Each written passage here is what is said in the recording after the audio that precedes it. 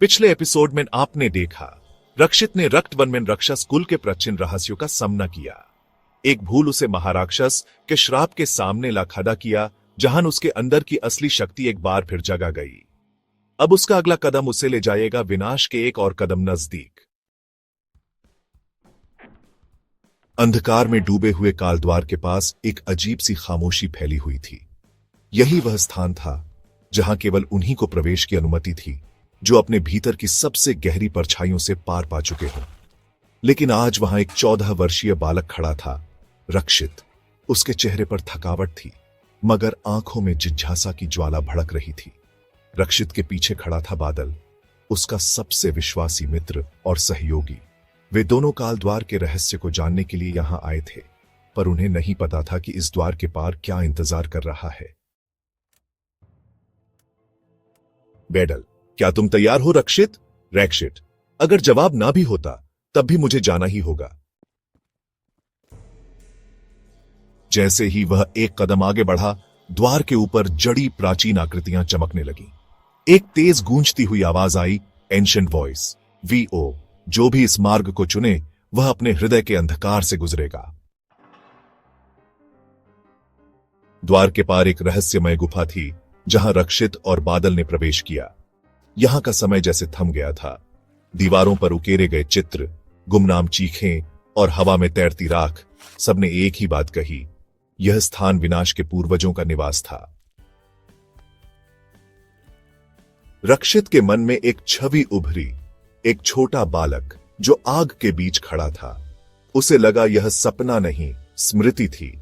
यह वही क्षण था जब वह बियॉन्डर बना था, वह क्षण जिसे उसने भुला दिया था। रक्षित, ये सब क्या है? बाडाल, शायद यही वो सच है जिससे तुम अब तक भागते आए हो। जैसे जैसे वे गुफा के भीतर गए, एक अजीब सी ऊर्जा उनके शरीर में समाने लगी। यह शक्ति की दूसरी सीढ़ी थी, अनुकृति। इस स्तर पर बियॉन्डर अपनी शक्ति को आसपास के तत्वों से जोड़ सकता था। रक्षित के चारों ओर अचानक जल, वायु और अग्नि के कण नृत्य करने लगे। रक्षित, मैं इन्हें नियंत्रित कर पा रहा हूं। बडाल, तुम्हारे भीतर यह शक्ति हमेशा थी। पर तभी जमीन कांपी और एक विशाल राक्षसी आकृति प्रकट हुई। कालांतर, द्वार का रक्षक। कालांतर बोला, अगर तुम सच में बियॉन्डर हो तो मेरी शक्ति को मात दो, वरना यहीं समाप्त हो जाओ। लड़ाई शुरू हुई। रक्षित ने पहली बार अनुकृति का इस्तेमाल किया। पानी की लहरों से वह कालांतर की आग बुझा देता, हवा से उसके वारों को मोड़ देता। मगर कालांतर की एक चालाकी भारी पड़ी, उसने बादल को बंधक बना लिया। रक्षित की आंखों में भय झलका, मगर उसने अपने अंदर की शक्ति को जगाया। एक विस्फोटक ऊर्जा ने उसे घेर लिया, तीसरी सीढ़ी की झलक स्वरूप। उसका शरीर चमकने लगा और रक्षित ने एक अंतिम प्रहार से कालांतर को परास्त कर दिया। द्वार अब खुल चुका था, पर रक्षित जानता था यह बस शुरुआत थी। अंदर अंधकार का समंदर था और वहां उसे अपने ही राक्षसी स्वरूप से सामना करना था। बडाल, तुम हर सीढ़ी के साथ खुद के और करीब आ रहे हो, मगर यह सफर आसान नहीं होगा। रक्षित, अगर मुझे खुद को जानना है तो हर अंधकार में उतरना ही होगा।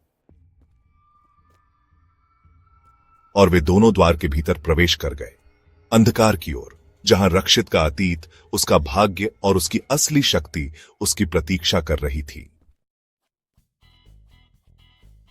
Story patient I to like care. Story सुनने के लिए चैनल को सब्सक्राइब करें। मिलते हैं नेक्स्ट वीडियो में, तब तक के लिए गुड बाय।